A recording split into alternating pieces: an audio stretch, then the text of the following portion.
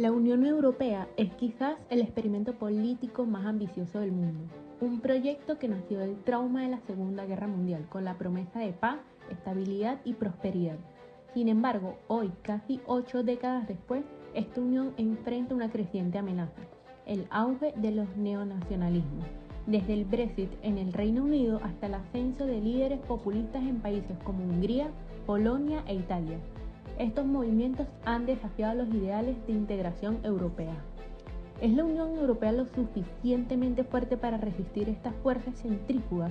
¿Cómo afectan los movimientos nacionalistas de los derechos humanos y los principios fundamentales del derecho internacional? En este documental exploraremos estas preguntas a través de un análisis de la historia, los desafíos actuales y el futuro de la Unión Europea. Para comenzar, la Unión Europea tiene sus raíces en el deseo de evitar futuros conflictos en Europa. El proceso de integración comenzó con la propuesta de Robert Schuman el 9 de mayo de 1950, que dio lugar a la Comunidad Europea del Carbón y del Acero en 1952, con Francia, Alemania, Italia, Bélgica, Países Bajos y Luxemburgo como miembros fundadores, etapas claves en la formación de la Unión Europea. También tratados de Roma, 1957. Estos tratados crearon la Comunidad Económica Europea y la Comunidad Europea de la Energía Atómica, ampliando así la cooperación económica entre los países miembros. Por otro lado, tenemos la Acta Única Europea, que se fijó en 1987 con el objetivo de crear un mercado único para 1993, eliminando barreras comerciales y promoviendo la libre circulación de mercancías, personas, servicios y capitales. También tenemos el Tratado de Maastricht, oficialmente creó la Unión Europea en 1992, lo cual estableció una estructura institucional más sólida y dando luz verde a la Unión Económica y Monetaria con la moneda única, el euro. Y por último tenemos el Tratado de Lisboa, que se originó en 2007, lo cual mejoró el funcionamiento de la Unión Europea, dotándola de un marco jurídico más coherente y sólido para responder a las necesidades de los ciudadanos. Las relaciones internacionales como disciplina surgieron tras la devastación de la Primera Guerra Mundial. En 1919, la creación de la Sociedad de Naciones marcó el primer intento de los Estados por evitar conflictos a través de la cooperación. Sin embargo, la falta de un marco sólido para la resolución de disputas internacionales permitió la escalada que llevó a la Segunda Guerra Mundial. Después del conflicto, Europa quedó devastada y los líderes del continente entendieron que la paz solo podía lograrse mediante la integración. También la introducción del euro en 1999 marcó un avance significativo en la integración económica y política. Sin embargo, también expuso las debilidades estructurales entre las economías más fuertes, como Alemania, y las más vulnerables, como Grecia. La crisis del euro en el 2010 puso de relieve la necesidad de reformas estructurales y políticas para fortalecer la unión económica y monetaria. La integración de países de bloque oriental tras la Guerra Fría fue vista como un triunfo de la democracia, pero también creó tensiones debido a disparidades económicas y culturales. Esa expansión ha promovido la estabilidad política y económica en la región, aunque también ha generado desafíos como la integración de economías con diferentes niveles de desarrollo y la gestión de las diferencias culturales. El nacionalismo ha sido una fuerza recurrente a lo largo de la historia, moldeando la identidad de los estados modernos y movilizando a las masas en momentos de crisis.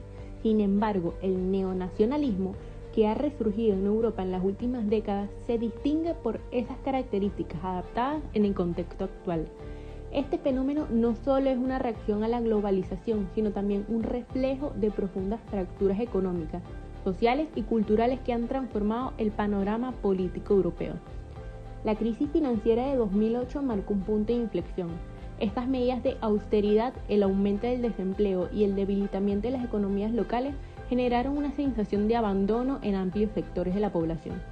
Estas dificultades fueron exacerbadas por la llegada de refugiados en 2015, cuando más de 1 millón de personas buscaron asilo en Europa, lo que intensificó ese debate sobre la capacidad de los estados para integrar a estas comunidades sin comprometer sus recursos ni su identidad cultural. En este contexto, los movimientos populistas han sabido capitalizar el descontento generalizado. En países como Hungría, bajo el liderazgo de Viktor Orbán, el discurso anti-inmigración se ha convertido en una piedra angular de las políticas gubernamentales. La construcción de muros fronterizos y la promulgación de leyes restrictivas han desafiado acuerdos internacionales y han sido justificadas como medidas necesarias para proteger la soberanía nacional. En Polonia, el partido Ley y Justicia ha promovido una agenda conservadora que limita las libertades civiles, presentándolas como una defensa de los valores tradicionales y familiares. Las redes sociales como herramienta clave. El auge del neonacionalismo también ha sido facilitado por las redes sociales que hoy en día conocemos. Han revolucionado una forma en la que se difunden las ideas políticas. Plataformas como Facebook y Twitter han permitido a estos movimientos llegar directamente a sus seguidores, evitando los filtros de los medios tradicionales. Sin embargo, estas herramientas han sido objeto de críticas por permitir la propagación de noticias falsas y teorías conspirativas que amplifican el medio a la migración y a los cambios culturales. Campañas digitales cuidadosamente diseñadas han reforzado esas narrativas que culpan a los migrantes y a las élites globalistas de los problemas económicos y sociales. Unos ejemplos concretos que tenemos del neonacionalismo es el Brexit, ya que podría decirse que es el más emblemático de este fenómeno. Por la decisión del Reino Unido de abandonar a la Unión Europea, esto estuvo impulsado por un fuerte deseo de recuperar el control sobre las fronteras y las leyes nacionales, apelando a la soberanía como un valor esencial. En Italia, el partido La Liga, liderado por Matteo Salvini, ha adoptado un discurso similar, enfatizando la necesidad de proteger a los italianos frente a lo que perciben como una invasión cultural y económica. La diferenciación del neonacionalismo se puede ver a través de que tenemos varias características. El neonacionalismo es diverso y adopta distintas prioridades según el contexto. Es decir, la soberanía económica, ejemplificada por el Brexit, busca recuperar el control sobre decisiones económicas. También tenemos la identidad cultural y migración. Países como Hungría promueven políticas anti-inmigración para proteger su cultura tradicional.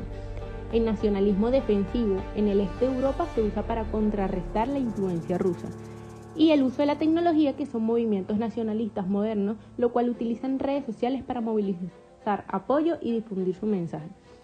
En esencia, aunque los movimientos comparten las defensas de los intereses nacionales, sus objetivos y estrategias varían ampliamente según el contexto político y social. El derecho internacional público, basado en la cooperación entre Estados, se ve desafiado cuando los gobiernos priorizan sus agendas nacionales. La crisis migratoria 2015 puso a prueba la capacidad de la Unión Europea para gestionar un desafío colectivo. Mientras que países como Alemania acogieron a cientos de miles de refugiados, otros cerraron sus fronteras, violando acuerdos como la Convención de Ginebra. La Unión Europea se basa en un sólido compromiso con los derechos humanos, promoviendo y protegiendo estos tanto entre la Unión Europea como en el resto del mundo. La Carta de los Derechos Fundamentales de la Unión Europea establece los derechos fundamentales que son vinculantes para las instituciones y los gobiernos nacionales cuando aplican el derecho de la Unión Europea. Sin embargo, el neonacionalismo en Europa ha planteado desafíos a estos valores, ya que puede llevar a un deterioro de la democracia y el Estado de Derecho, poniendo en peligro el proyecto europeo. En cuanto a los derechos humanos, la Unión Europea defiende la no discriminación, la igualdad de género y los derechos de las minorías, entre otros. Por otro lado, el neonacionalismo puede promover políticas que contradicen estos valores, como el aumento de la xenofobia y el racismo. La Unión Europea enfrenta el reto de equilibrar sus políticas internas con el respeto a los derechos humanos, mientras aborda los desafíos externos como el neonacionalismo. La Unión Europea no ha permanecido pasiva ante las amenazas al Estado de Derecho y a la cohesión interna. En los últimos años ha endurecido sus mecanismos de supervisión para garantizar el respeto a los principios democráticos que definen su identidad. Uno de estos mecanismos es el mecanismo de recuperación y resiliencia, un instrumento financiero que condiciona la asignación de fondos europeos a la implementación de políticas democráticas. Este enfoque busca reforzar la transparencia, combatir la corrupción y garantizar que los recursos se utilicen para el bienestar común. Si Europa logra superar sus divisiones internas y consolidar su liderazgo global, podría convertirse en un modelo para otros bloques regionales.